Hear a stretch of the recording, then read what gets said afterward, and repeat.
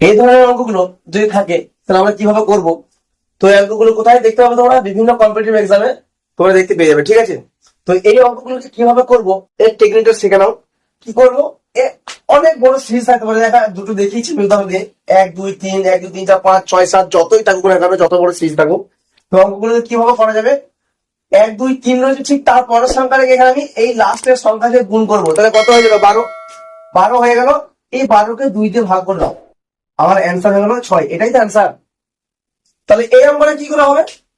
এই অঙ্কটা same case, এই যে 5 রয়েছে, এই 5এর সঙ্গে পরের সংখ্যা পরের ডিজিট দিয়ে গুণ করে দাও, কত হয়ে যাবে? তাহলে 30। এই 30কে 2 দিয়ে ভাগ করে দাও না, তাহলে দেখো এটাই হয়ে যাবে অ্যান্সার। তাহলে তোমাদের কাছে আর একটা অঙ্ক হোমওয়ার্ক হিসেবে দিয়ে দিচ্ছি।